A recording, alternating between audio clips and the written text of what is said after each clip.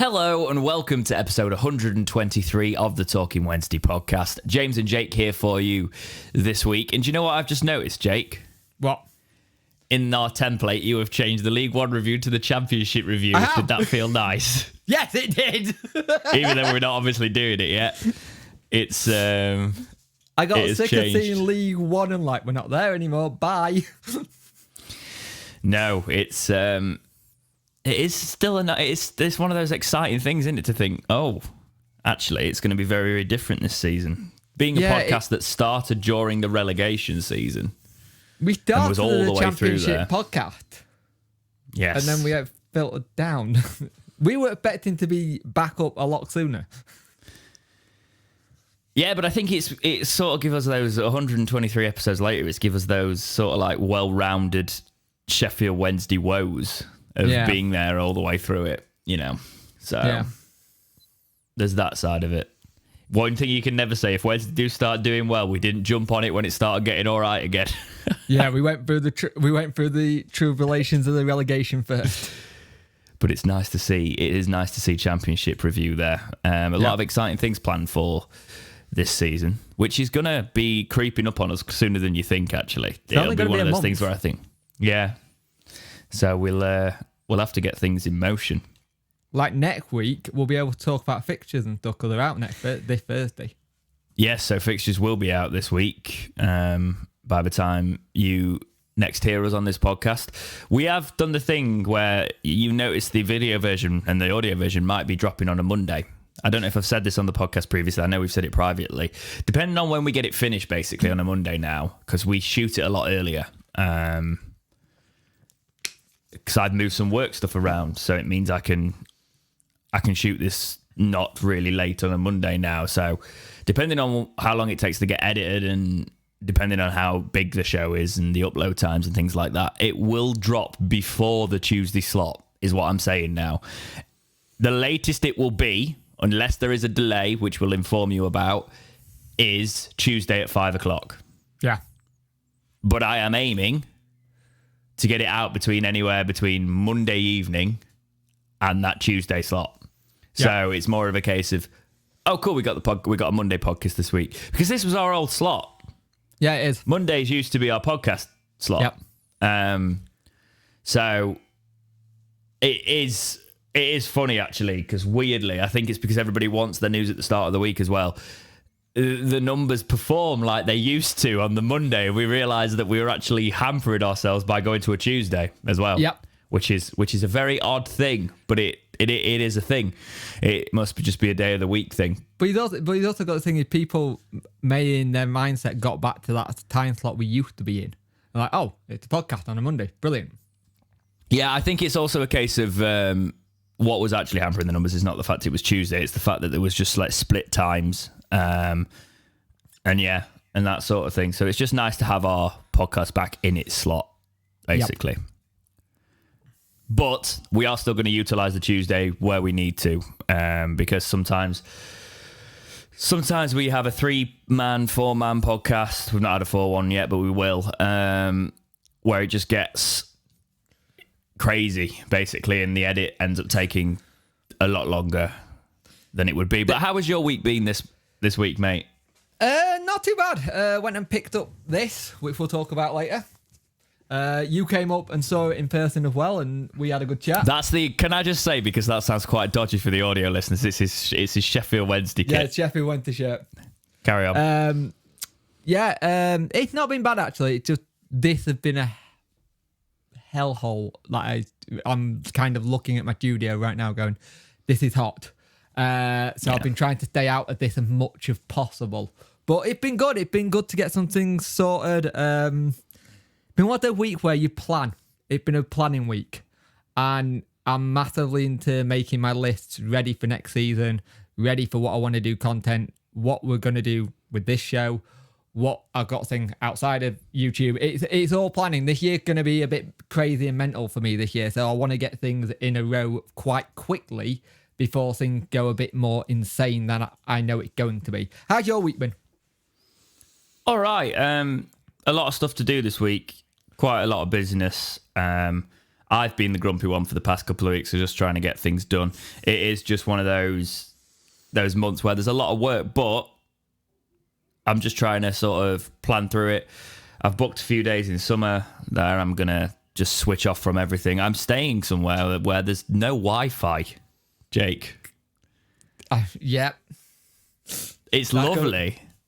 And it's like it's literally, the place we're staying is literally right next to the sea. It does look gorgeous. But there's no Wi-Fi. So no. Sheffield Wednesday will sign Jamie Vardy that week when I do decide to do that. But it's more of a case of... You and so scrambling to a Starbucks for Wi-Fi just sat there. Well, apparently the signal's all right.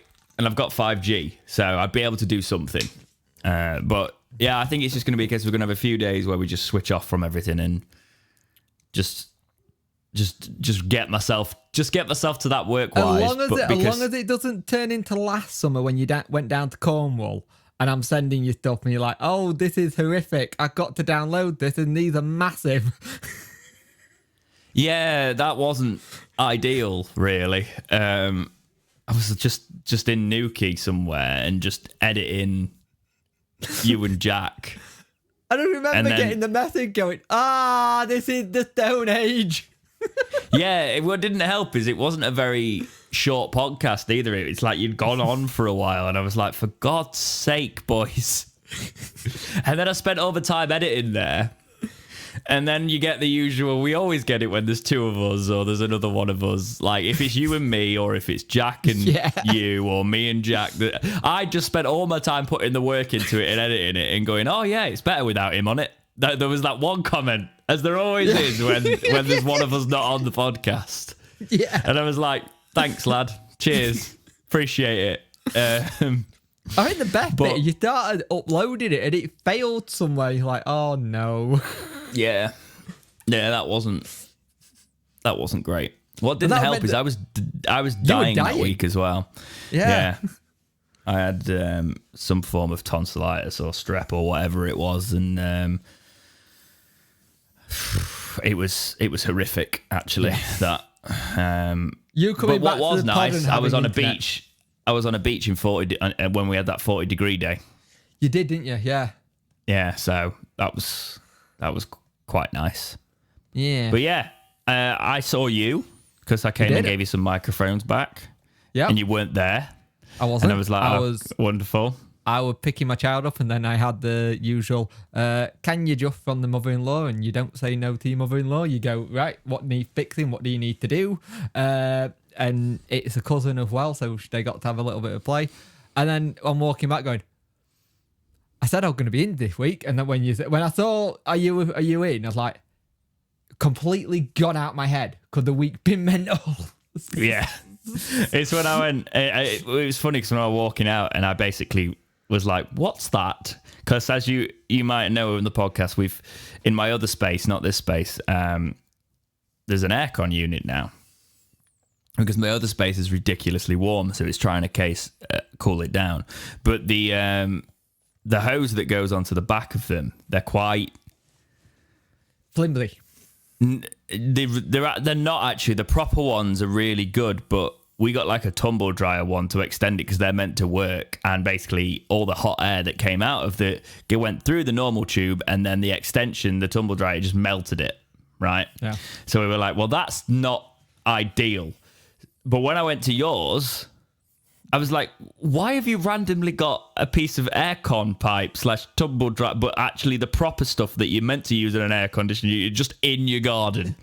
Because we had a tumble dryer and it was in the hole, and then when tumble dryer broke, I ripped it out because it was letting the air out the house and we didn't need it anymore because we got an all-in-one job.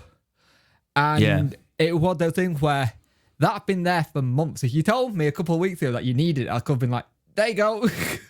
Well, I've not done it yet. I'm doing it tomorrow, but I'm basically going to thread that onto the other one, clamp it, and now that will actually work and be able to fully go out of the window, which is excellent. So thanks for that. No worries. But I must say it's made a world of difference to the other space. The problem is you can't have the aircon on when you're doing anything like this. Nope. And this room's actually starting to get quite warm now. You have to like cool your room beforehand and then go for the whole recording outside of it, because it don't work like. And much of mics are very good at like isolating noise, some are not. And the mics that we both use in these bases are not great for like the noise. This mic is old. This one I'm using in this setup. The one I use in the other setup is more what I use for vocal work. Yeah. But this I think was my first ever condenser microphone. Was it? But the editing we've got the preset wise for the podcast now that I've built is good enough to use most microphones. Yeah. So it's quite handy in that regard, but it's all fun. I was going to say something else, but then my brain went mid-sentence. But yeah, I don't think I've got anything else to say on that bit. We'll get to the football eventually. That's not what this podcast is entertainment as well, all right? And that includes tumble dryer pipes. Okay? Yep. Also, I've had the fun one of people realising I'm dyslexic again this week. It's like, yes, I'm really bad at spelling. The problem, what people don't realise with a dyslexic brain, you'll put the word in to like Google to work it out. And if your brain doesn't actually know what the brain is, but it looks similar to what the word you're trying to spell is, your brain automatically goes, that's it, and you put it up. I can tell you're having a necessarily bad week when a word doesn't even look like the word you were trying to spell. Yeah. There's one of your videos this week. Hang on, let me find it. Sorry, I'm not mocking you, by the way. Where is it? Because I looked at it and I was like, Jake, what is that? But I'm so sort of like, but I didn't even bother saying because you already had like 1,000 views on it. Yeah. Right. Hang on. Where is it? Because this is going to annoy me now if I can't find it. Oh, no, you've changed it. Is it the one that I published on Friday? You've changed it. Yes. You didn't notice. Yes, I did one notice. For the future. That you put like... What did you put? You put something that wasn't the word future. Yeah, hang on, go to the comments. It says... where is it? Further. I put further, not future. Yes. One for the what? And you didn't even put the. I think you put one for further. And I was like, oh, that is the best one I've ever seen. Yeah. But I think that's what people need to realise. You're doing this on your own. You've got dyslexia. Yeah. It's one of those things that it's admirable that you're still doing stuff, and you because you do get grief on it because there's a lot of narrow-minded people out there that are just horrific for the sake of it. The thing is, if you pull me up on it and you pull me up in a nice way and go, hey, it's meant to be this, I'll be like, fine. When you take the Michael out on me, I will take the Michael back out myself. And if you're cruel, I'll just block you. Yeah. That's the difference. That is the difference. The one thing that I'm not afraid to block people if they are cruel. That's the difference. Because I've said that since we started this podcast and YouTube in general. There's enough corners of the internet where you can be that, right? And but I don't like really associating. I like associating myself with as many people as possible with many diverse opinions.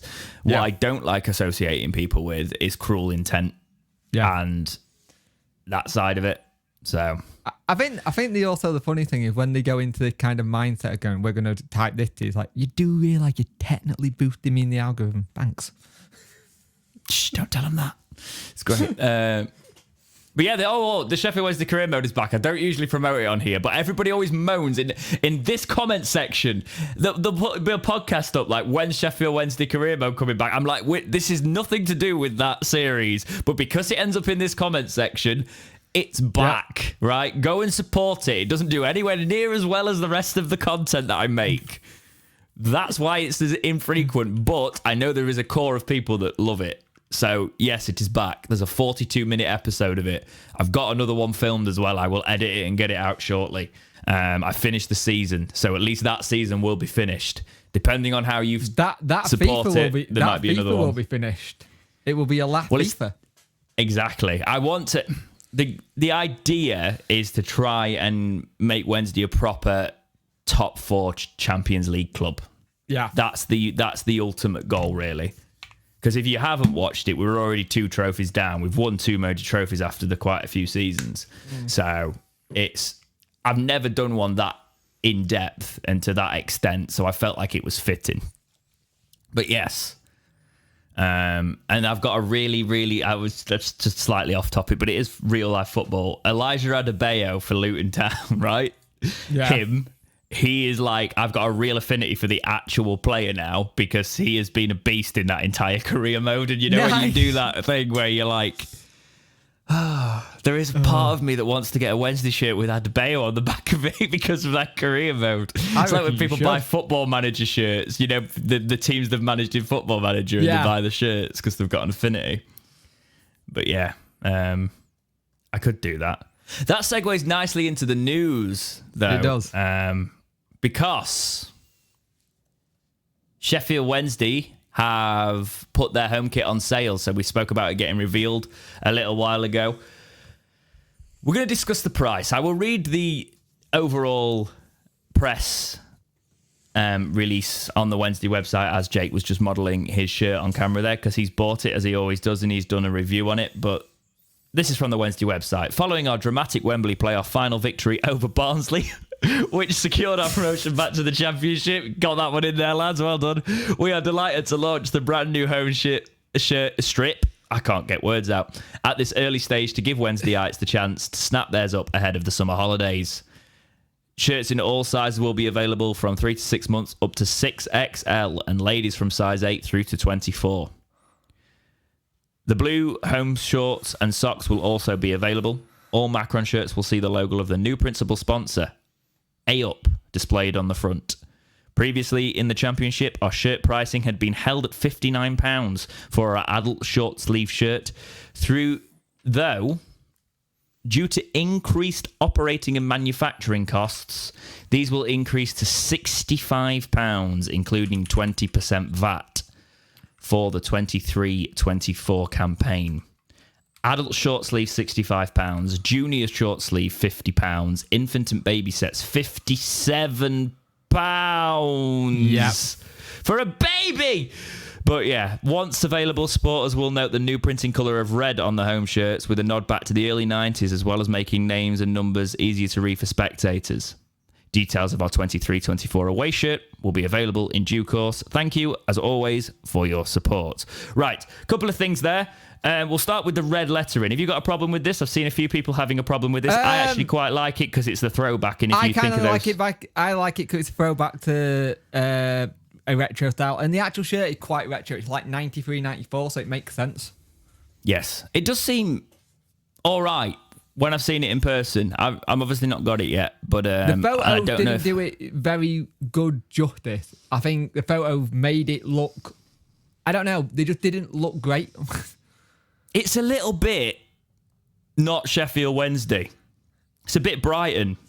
Yeah. It's a bit...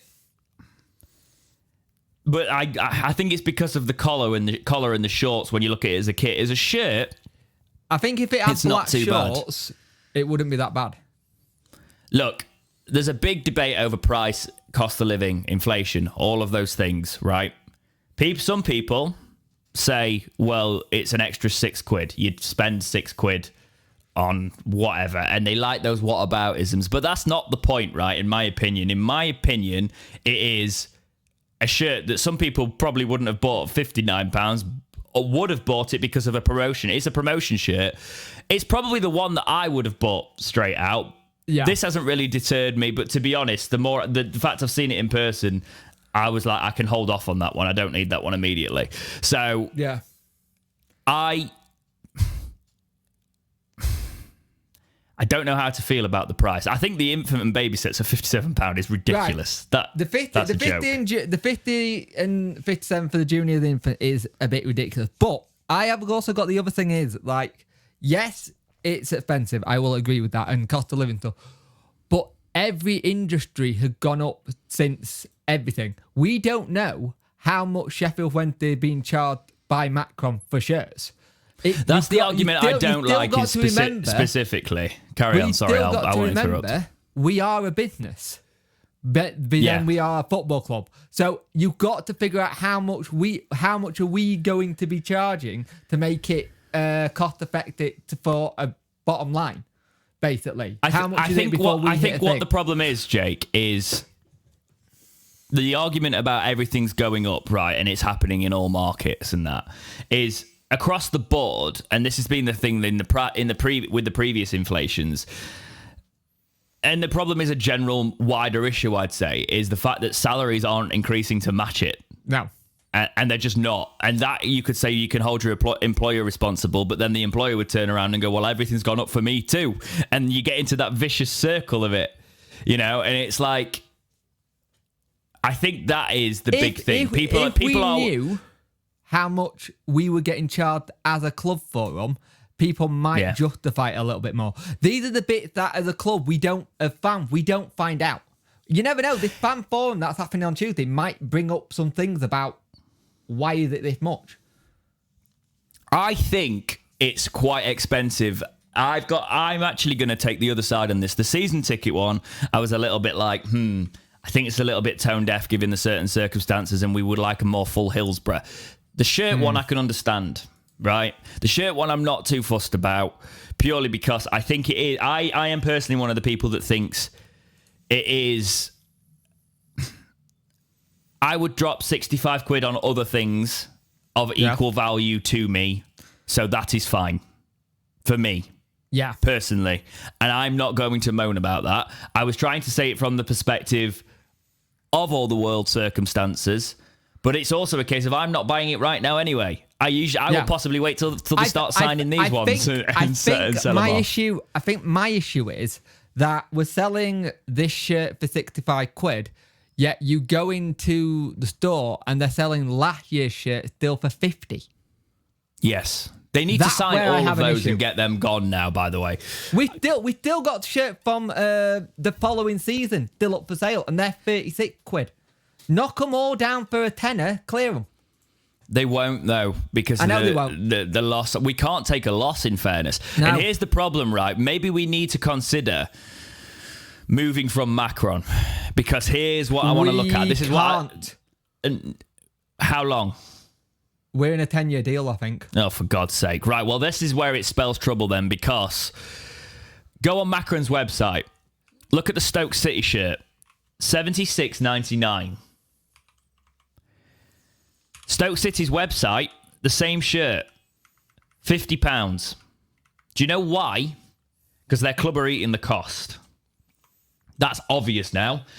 Their club are eating some sort of cost there to sell it lower, or they are selling it at cost. Maybe they're paying 50 quid for it and selling it, you know?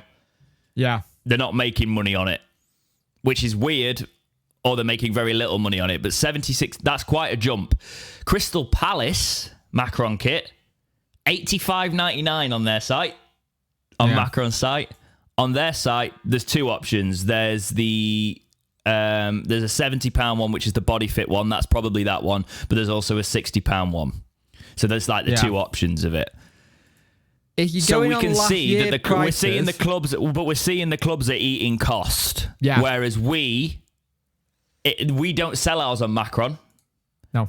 But we have got to assume that it would probably be a similar situation. So we are probably still taking some of the cost, even if it's a tenner or a fiver. Go on.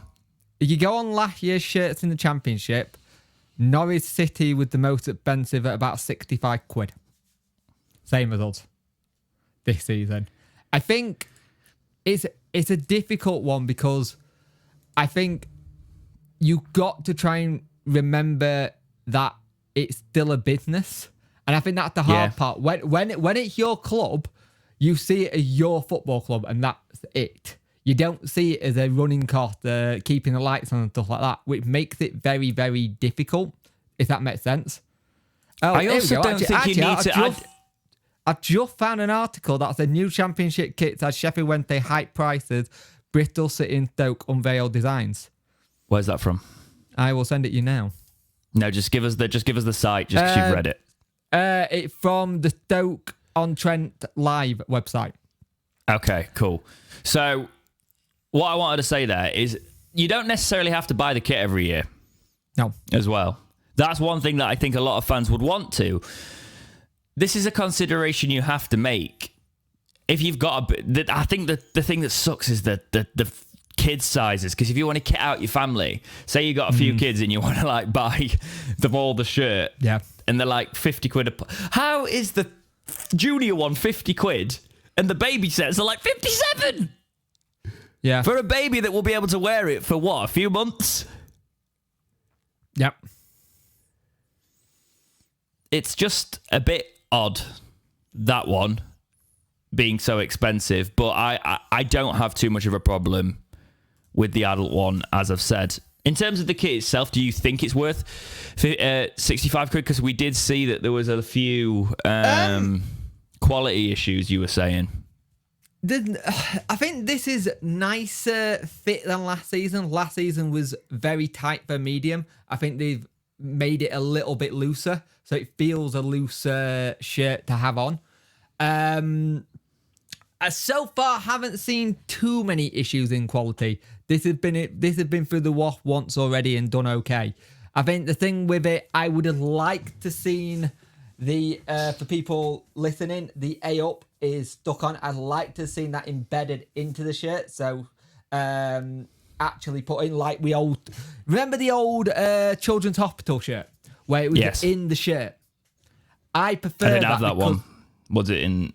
It wasn't green printed. It was like woven into the fabric, so it wouldn't peel when you put it in the wash. But was it still a print then? Yeah, no, it was printed into the shirt. I remember the Chuppa Chups one. One of them was like a patch, a different material.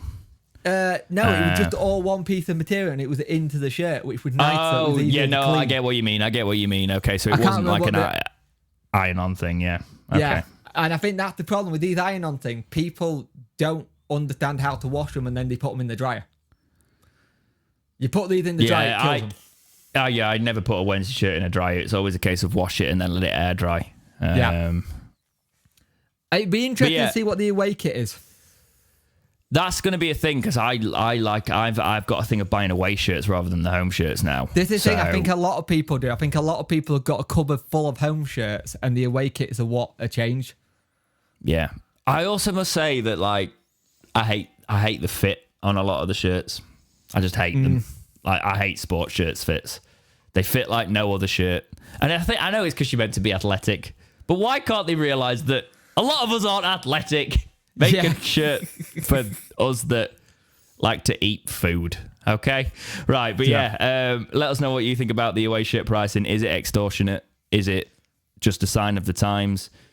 Yeah. And let us know what you think of the kit in the comments. So as you said, the fixtures are getting released next week, Jake, but also the League Cup is getting drawn as well, so we'll know a little bit more about that on Thursday. Yep. Is that Thursday? The same day? Yeah, it's the same day. Cool. So we'll know everything pretty much. I'm excited. This will be fun. Same. And the day you are hearing this, there is a fans forum. So Sheffield Wednesday chairman, this is from the Wednesday website, Deshron Chansiri will hold a fans forum at Hillsborough on Tuesday the 20th of June. Mr. Chansiri will invite questions on all things Sheffield Wednesday from supporters on the night in the club's 1867 lounge, positive or in particular, I can't read anymore. In particular, negative in nature. No, I will read. I was just saying, I don't know what's happening to me, Jake. In particular, negative in nature. All points will be welcome and met with openness and transparency from the chairman. The invitation is open to all Wednesdayites with an ID number, and supporters can now apply via our online ticket site. Tickets for the event will be priced at £10, including a pie and peas meal before the forum begins. I will eventually go to one of these. I can't tomorrow. That's the problem. Can I make a point that a lot of people haven't read this through? Because a lot of people are missing a bit in this. A lot of people are going, oh, so the chairman's pocketing the money. Proceeds from the event will be collected, and once costs are deducted, the chairman will double the funds raised and donate to charity. Oh, yeah, I didn't read that bit either. I'm a part of the problem. Sorry. So many people have not read this through and gone, oh, well, he's pocketed in the money then. It's like, no, he's giving whatever gets made and given to charities which are close to the club. Yeah. Also, you're getting a meal. Yeah. I don't get. Do you know what? We need something to moan about. They can't moan about Darren Moore yet. They've got to at least wait until he's lost a couple in the championship before they call for his head again. Yeah. How many do you think it'll be? 5. I don't even think it'll be that. I think if he loses on the opening day, it'll be like, oh well, he had a good run with us. I could genuinely see it, Jake. Yeah. Yeah. But yeah, it'll be interesting to see what comes out of that. Keep an eye on both of our channels because if it's anything of interest, we will possibly even make a solo video on it in the week because some interesting things do come out of that. And I do think Chansiri's got better at the transparency thing. So yeah. Credit where credit's due. Hopefully that'll continue down the same vein with that. Darren Moore and Chansiri, they were spotted going around Sheffield City Centre because there was an armed forces thing on Saturday, I think. And Chansiri was walking around with a Sheffield Wednesday t-shirt on with a dinner jacket. And the thing is, the one thing I always forget is you put Darren Moore and Chansiri next to each other, you forget how tall Darren Moore is and how tiny Chansiri is. Darren Moore is a tall man. This is an interesting one that will relate to us in the championship. Michael Duff, 12 months of Duff, no more. So the man we beat in the final will be heading to the championship with Swansea by the looks of it. Oh dear. Oh great, Josh Windass can come out with his box on press conference. Yeah, it's just, it must really be quite horrible being a Barnsley fan because this happens to them all the time. It's happened to us once and it was really unpleasant, but managers just getting poached from the club. Well, this is the thing. I live with someone who's a Celtic fan, and this happens all the time. Your club is the stepping stone to start your career, to a point. And when that happens, it's really hard because you can't really get that officiation or affection to them because you know eventually that person is going to go away at some point because we are the stepping stone. Like, Celtic had just literally re-signed Brendan Rodgers, and I'm like, why would you do that? He walked away for Leicester. He'll do it again. I think it's one of those things where you just you wonder if he sees that he's going to struggle with Barnsley next season. If there's more of a case of they needed to get back up last season, and because they didn't, he sees Swansea as the better option. And it is an interesting one, that, because there is something to be said, in fairness, for building a good morale around a club. And a lot of those young players at Barnsley, they were a very young team. And you've got to have belief in a manager, and then you kind of a level of uncertainty comes in with a new manager, doesn't it? So it'll be interesting to see what happens there. Barnsley put in place if you are going, you can't have any of our players for 12 months in the deal.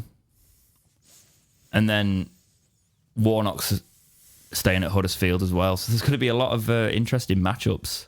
Yeah. In that league for us, the Championship next season. But I will say something on a Barnsley-related thing. Do you know, we've obviously tried to be quite fair there, but the level of obsession, right? I was playing FIFA online for the first time ever in a long time last night. And I came up against a team with a Barnsley badge. Right. A Barnsley username, which I won't say. And their nickname in the game, if you want to talk about how much of a love-in they have, their nickname for the team was the Blades. It was a Barnsley fan. Okay. Right. So this was in Foot Champions. So I go 2 goals up and I sub Barry Bannon. and then score with the team of the season, Barry Bannon, and he rage quit. And honestly, I just wish I'd captured it, because it was one of those things where I was trying to work out. I was like, okay, Barnsley fan, is it? Oh no, he's got like a Tyke thing in his name. Oh, okay. He's nicknamed the Blades. So they've got that love in.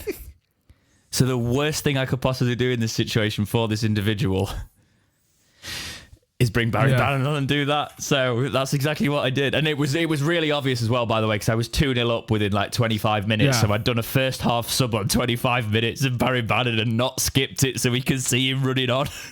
To be fair, Barnsley's actual admin on the Twitter kind of went it with the Champions League fan. Like, John Stones there just bossing the Champions League fan. For Wednesday, it's in the reply, Sheffield Kyle Walker replaced him. It's like, we don't care. Yeah, we really don't. That's the thing I don't really understand about it's like, did you see the whole thing? The whole thing?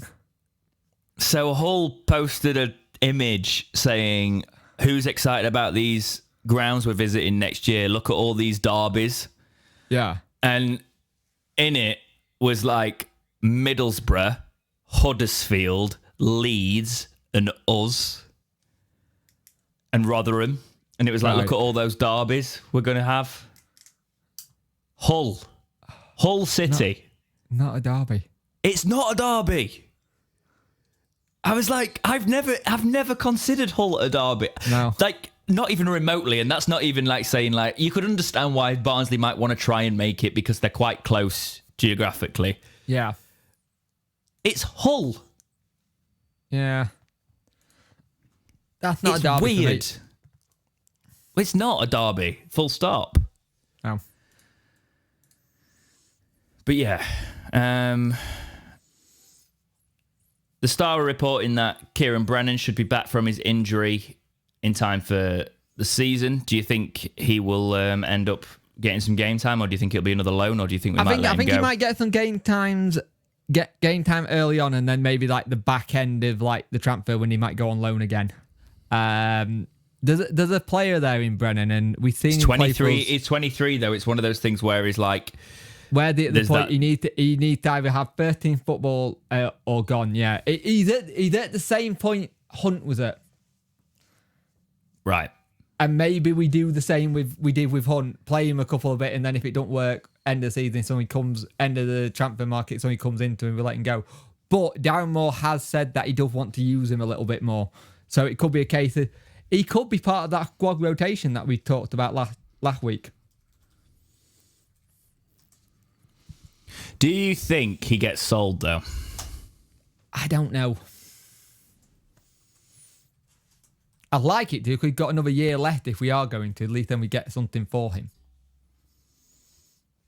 I'm sick of having these players getting a year left and then they go for frees. We need to start having, when they get a year left, if someone's interested, seriously think about the sale. Do you think 23 though, when we're talking about players younger maybe being off, like Fizz and that, do you think that a loan is ideal because then he comes back, or do you think he needs to be assessed in pre-season and actually get in the squad now? I think see what you like in pre-season. If pre-season hits that part and he's ready, then you let him go in. I don't think another loan will help him in his development, even though he'd be playing week in, week out. It'll help his development, but it won't help us, because if he comes back at the end of the loan and we go, he's had a good loan spell, it's been great, but we don't think you're going to ready to get in the team when he comes back, well, that means we're going to go on a free. Like I said, we need to stop this whole letting players go on a free. We don't do very well. We're very good at the buying stage. At the selling stage, we're useless.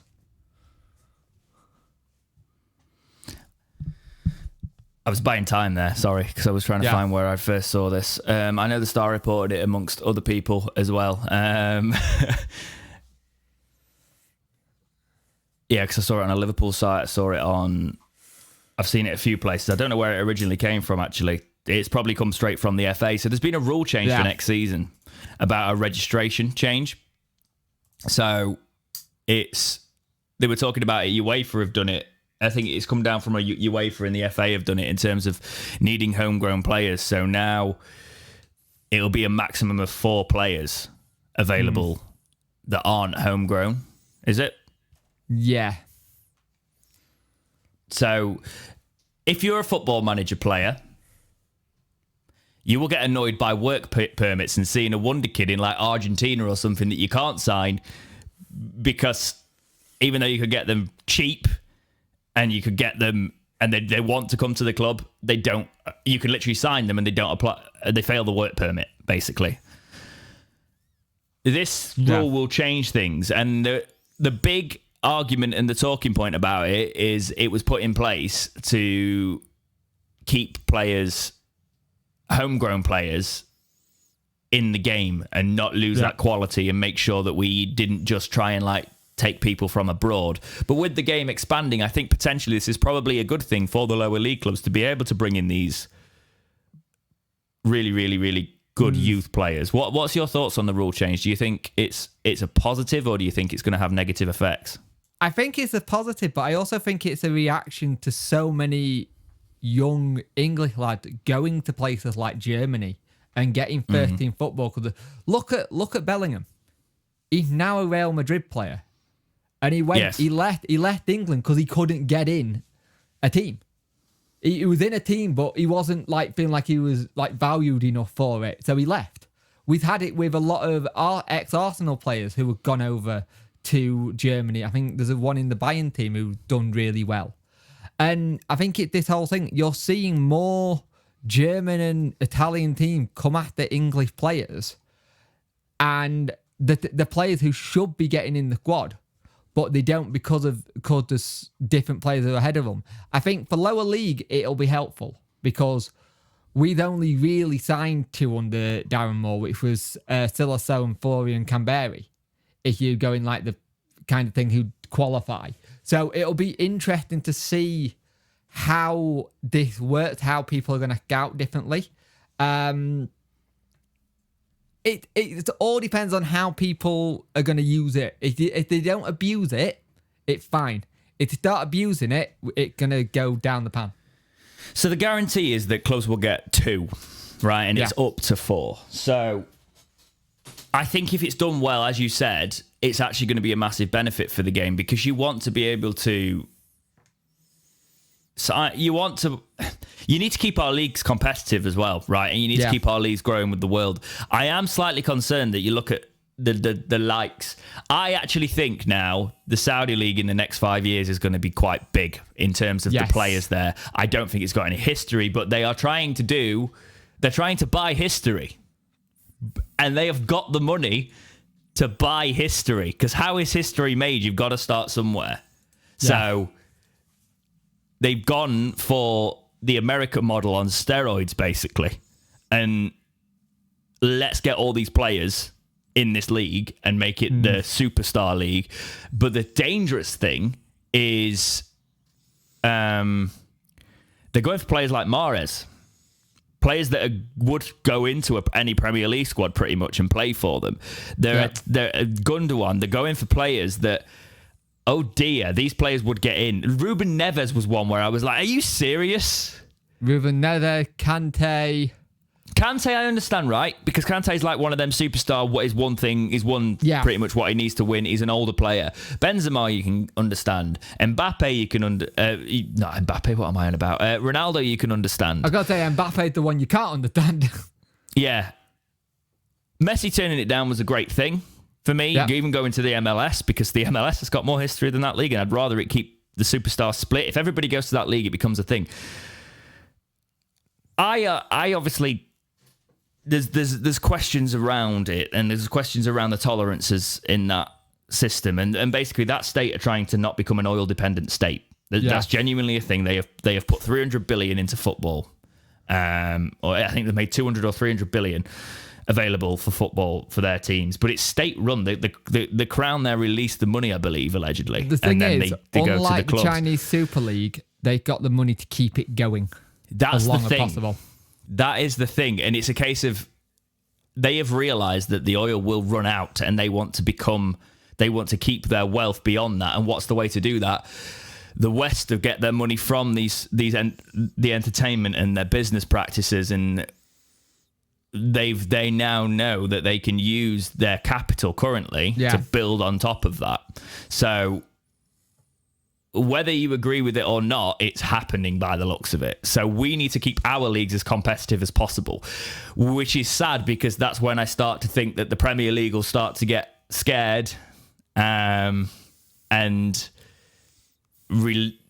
release things on financial fair play. The talks of the Super League might come back, things like that, you know, to keep up. The amount of clubs who are getting like big takeovers, that the money getting ridiculous. Like each year when we have the end of roundup January, the figures are insane.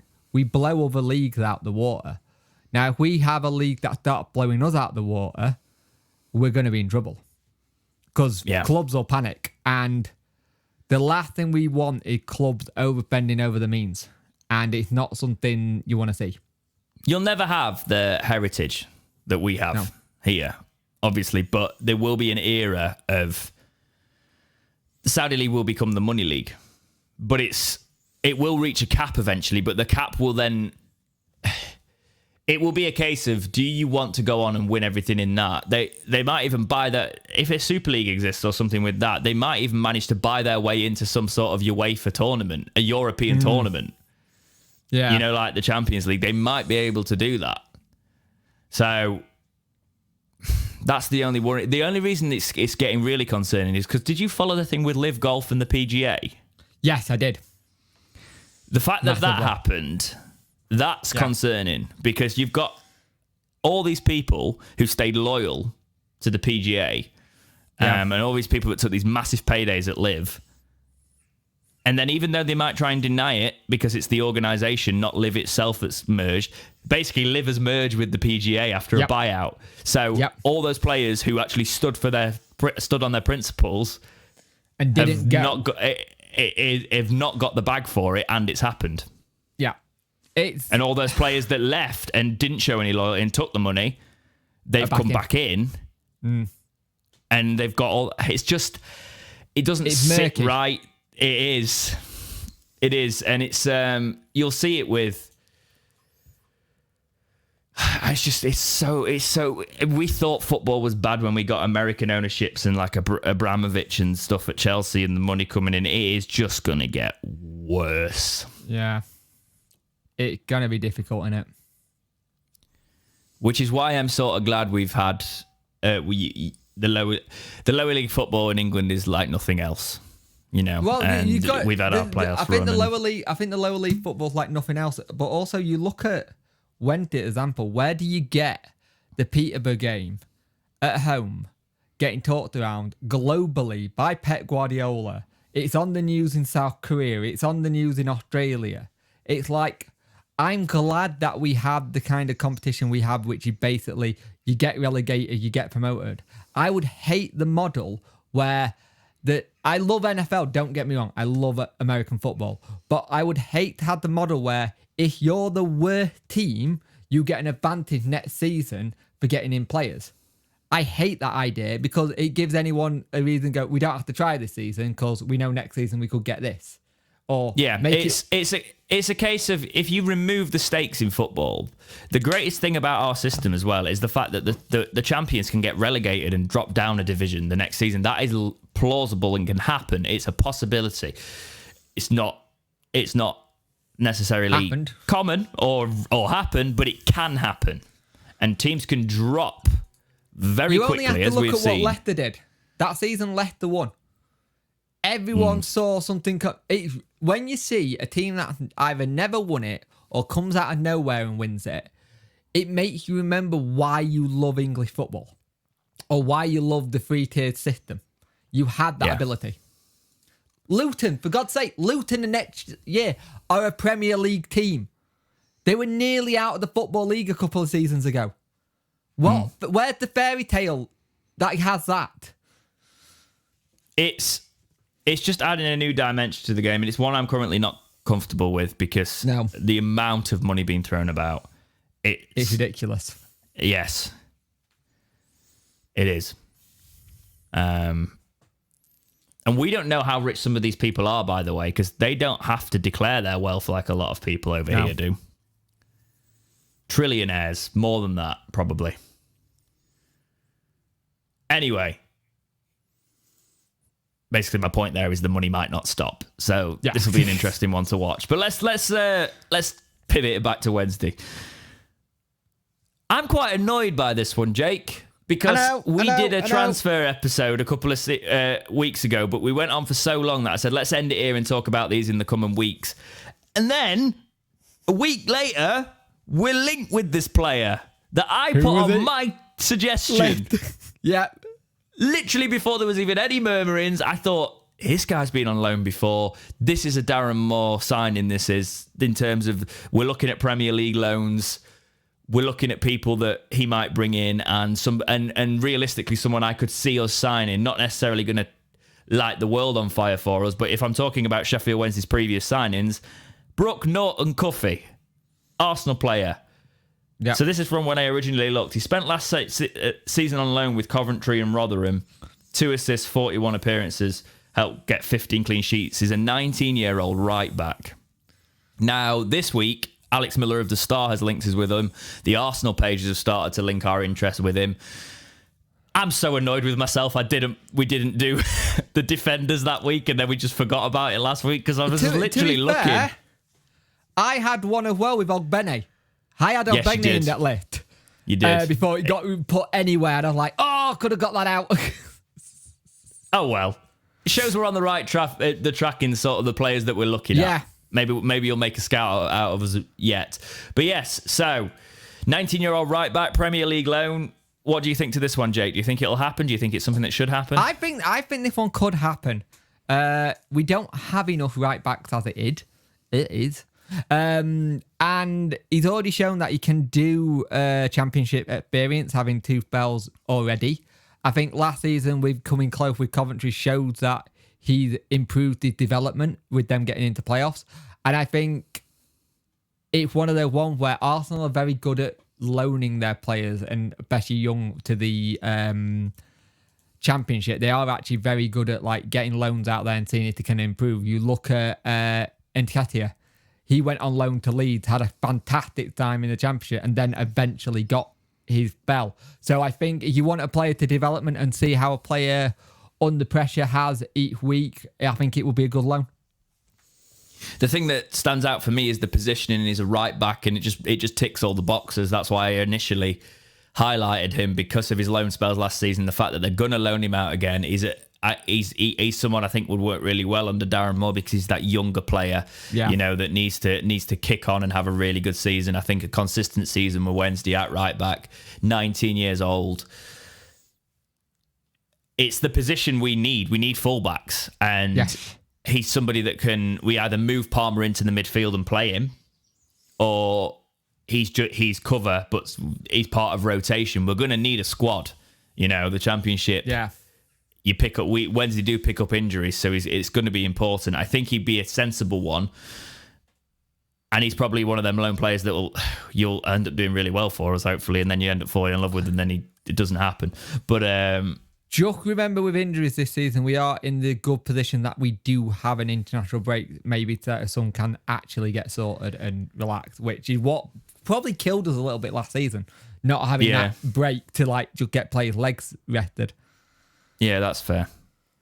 But let's do what we always do in terms of new links on this podcast and look at his FIFA card. So he's a 65 rated right back, 76 pace, 39 shooting, 55 passing, 65 dribbling, 58 defending, and 69 physical. So on EA Sports FC, which it'll be next season, probably one for a loan to buy. We've usually heard about the game. We haven't heard about it yet. We've usually seen the trailer by now. But I think it makes sense, this one.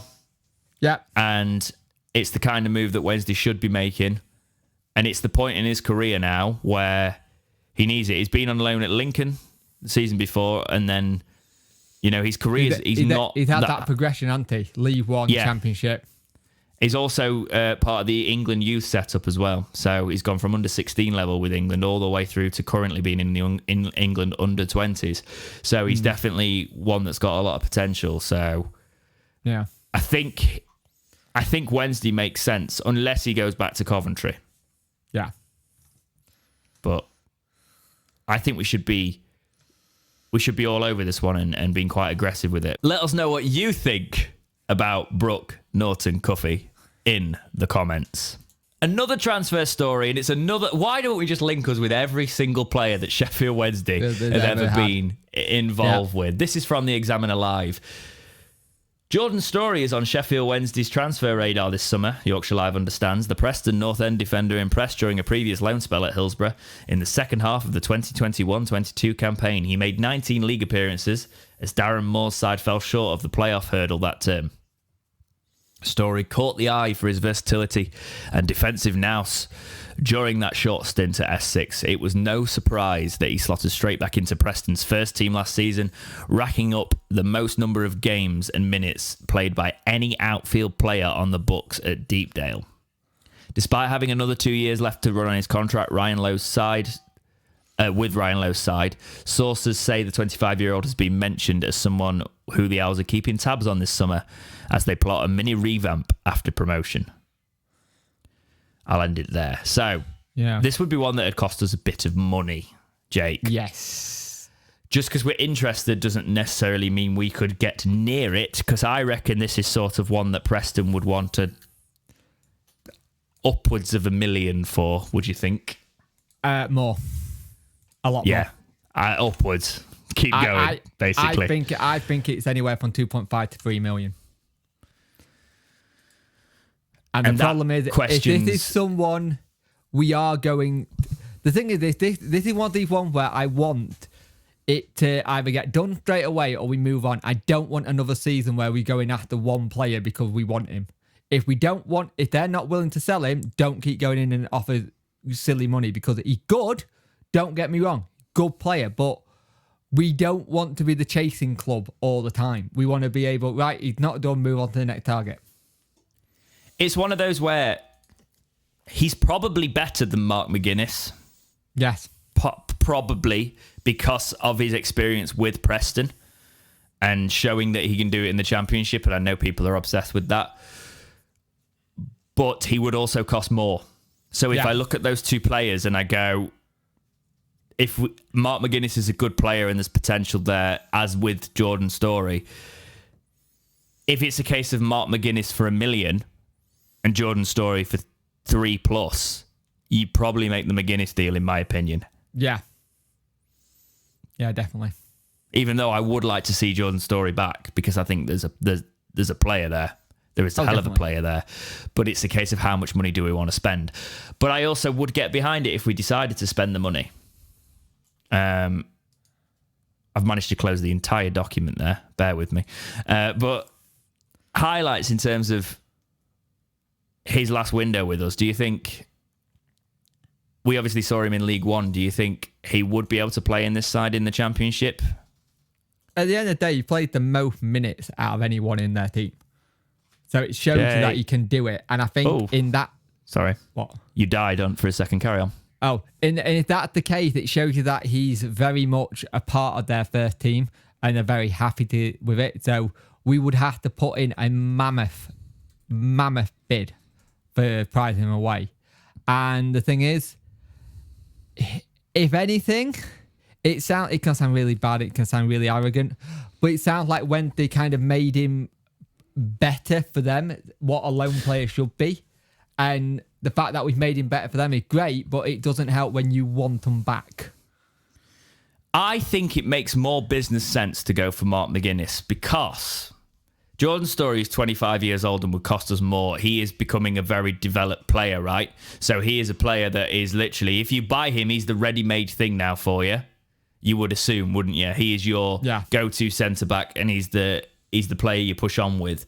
So I could see that happening. He's 25. Mark McGuinness is 22. And if he's a couple of mil cheaper... Yeah. I take the risk.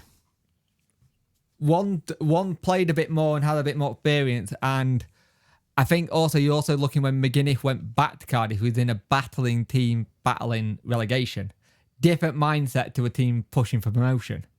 Yeah. And but we know I how he think- enjoyed it here as well, don't Yeah. we? So it's was a at the different final. it's a different setup here. Yeah, he was. I think in terms of he's 6'4", Mark McGuinness. Jordan Story's 6'2", so they're both big lads. But I think someone like Mark McGuinness, you can turn them in to a Jordan Story with not too much time if you have experienced centre backs near them. So if Owekwe's obviously still here. If we're playing a back three, I wouldn't be against, with Iorfa's performances, a back three of Iorfa, Owekwe, McGuinness. I mean, it would be amazing to have Owekwe, McGuinness, Story. That would be great. I mean, you could even have McGuinness, Iorfa, Story, because I think that's probably quite an energetic back line there as well. How about both? The problem is if you went for both, seriously, if you went for both though, it's not going to happen. You're probably talking about 3.5 million for both the pair. Oh no, I think you pay, because I do think you're probably right. Jordan Story's about 3 million, and I think McGuinness, they'll probably try and go for 1 million. If we can get less, fantastic. But maybe they don't. Maybe they do let him go for 500k or something like that. McGuinness. Can't. I wish. We're all dreaming. Yeah. But yeah, it'd be interesting to know what you guys think in terms of that. Jordan Story versus Mark McGuinness. Do you want both of them, or would you say one's more realistic? Or should we be looking elsewhere? Yeah. Yeah. I'm really intrigued to see what happens with that one. Yeah, same. But I want to see us sign some players now, please. Yes. So, the Star are reporting that 2 Turkish clubs have made offers for Fisayo Delibashiru. They're in the Super League. Oh, God, I am so sorry. Antalyaspor and Hatayspor. That's not correct, is it, at all? Are both trying to tempt Fiz into making the switch to Turkey as he contemplates the next move in his career. I'll let you read the rest of the article at the Star. I do think he's off. Yeah, I think he's gone. I don't know if it's there, but I think he's off somewhere. Yeah. I think if he wanted to stay, he would have signed that contract when we put it in front of him. And then Johnson hasn't either. And it's like, Patterson has. Yeah, but Patterson's got his signed and ready. It's like, the only thing with Johnson, you just wonder if is he going to be a big part of the season, or is he just going to be a squad player off the bench kind of thing? It depends what role Darren Moore says he might be in. Could be the decision there. With Patterson, we know Patterson doesn't mind coming off the bench, but he don't mind playing wherever. He just wants to play, kind of thing. And the Turkey thing is interesting because Ryan Kent had just gone to Turkey, and I had him going to the Premier League, or at least a high championship club. So it's interesting, the pool there at the minute. But I think Fizz is gone. It's a shame. Would have liked to see it, but he hasn't. Since he started really well, got to about October, had a bit of a knock, and then we start hearing all these things come out about contract not signed, agent stuff, AC Milan, PFV. And I think when that starts happening, you're just like, something's not right.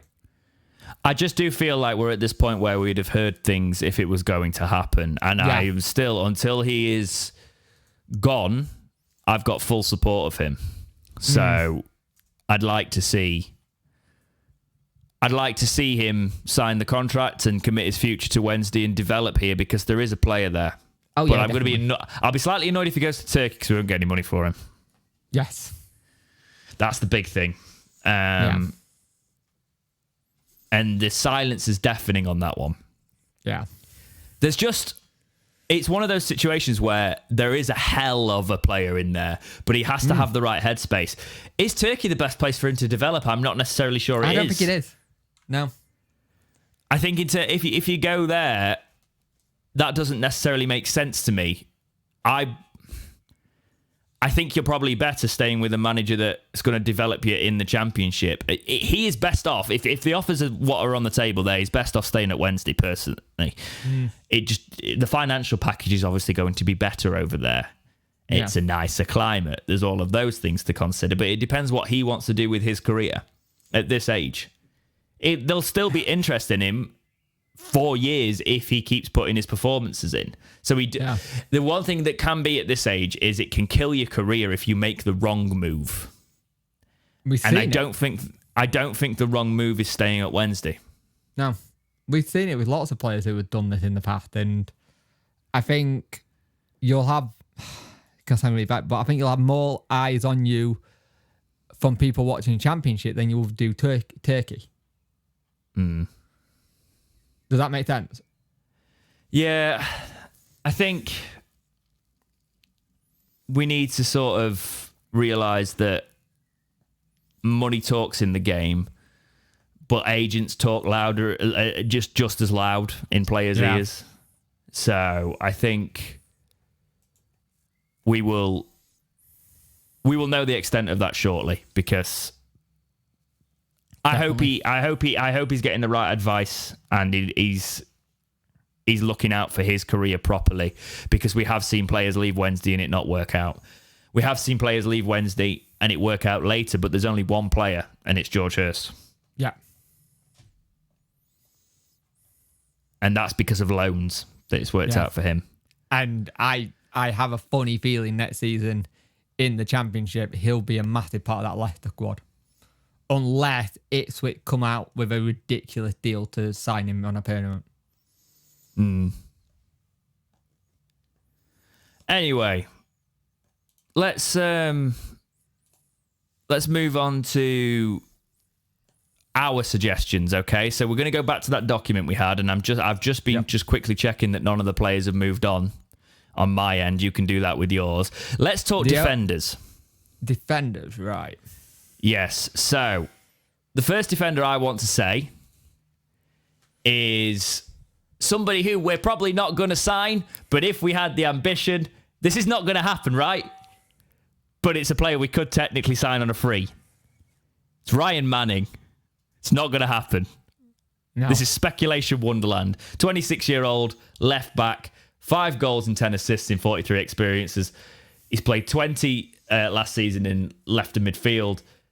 Leeds are in for him, but Leeds were in for him 3 weeks ago when I put this in here, and it's not happened. He wants the Leeds move, and it's not happened. So, well, Leeds have also got a takeover, and they need a manager first. Exactly.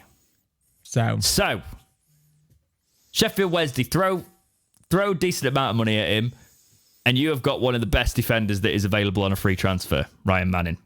So I got one that's a free transfer. Well, go on.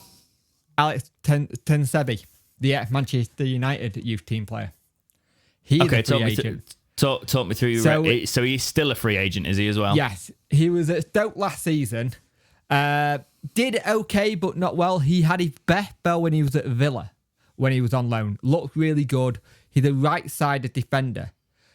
It's a free agent again. I think wages will be a little bit high, but we might be able to negotiate that down. But I think he's only 20, I want to say 22, 23. Really good player. No, so is it Twansebi? Is that how you say it? Yeah. He's 25, so he 25. Needs football.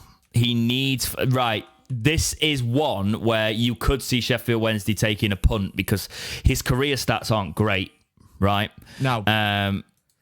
He's been at Manchester United from 2015 to 23. He went on loan to Villa 3 times.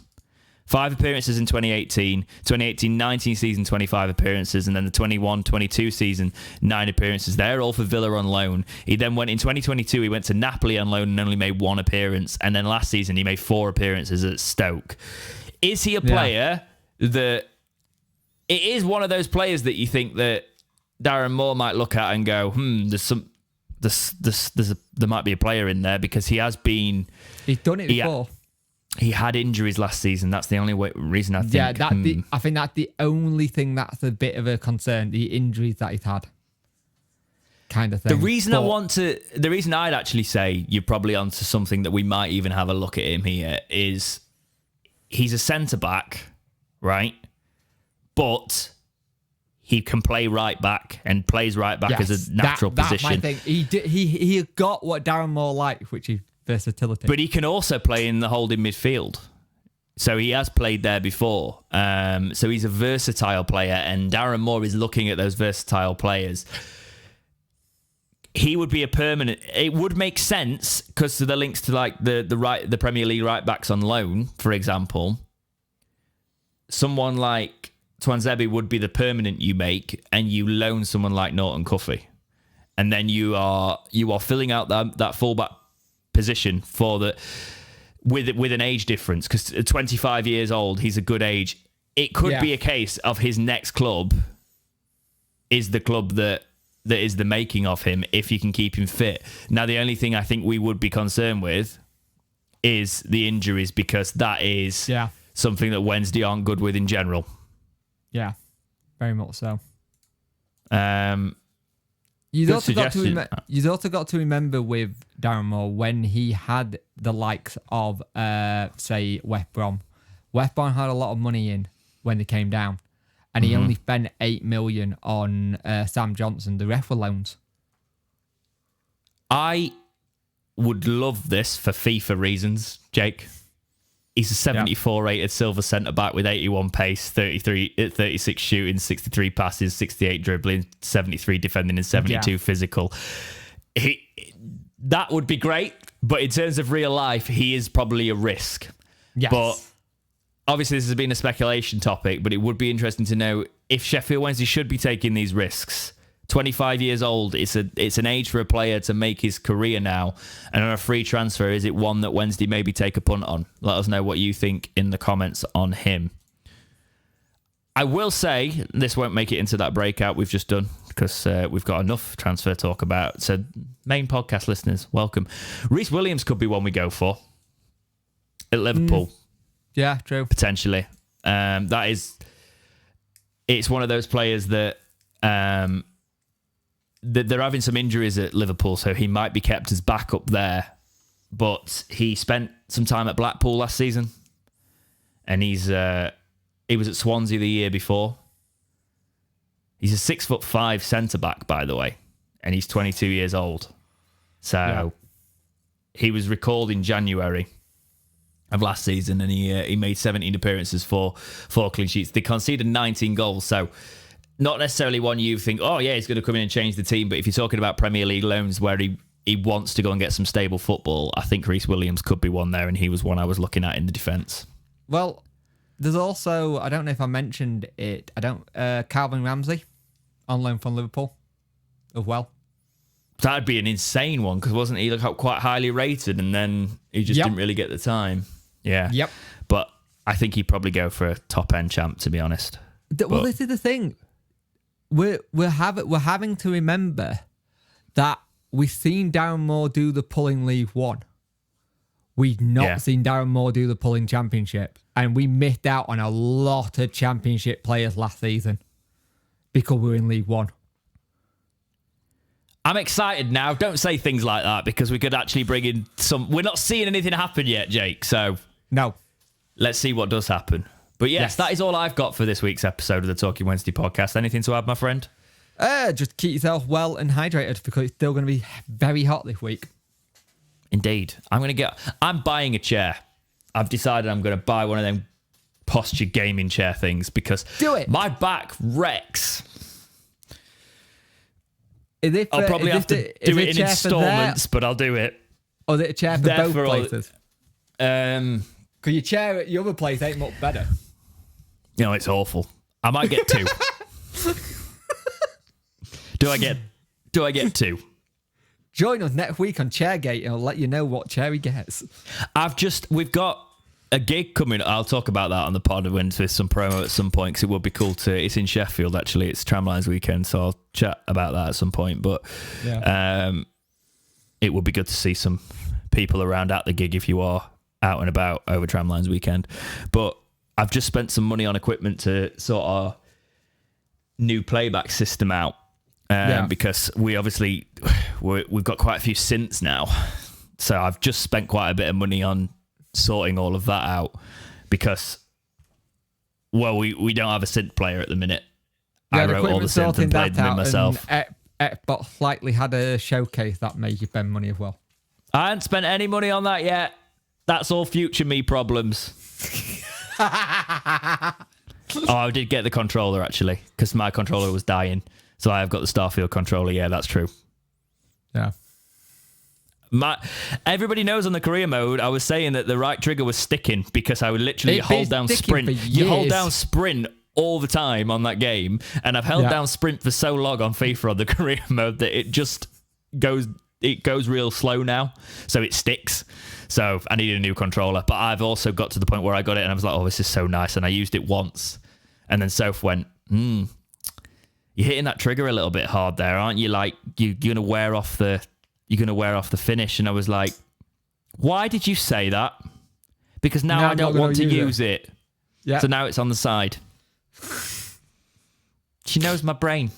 Yeah. Anyway, that's been it for this episode of the Talking Wednesday podcast. Take care, and we will see you in the next episode of Talking Wednesday. See ya.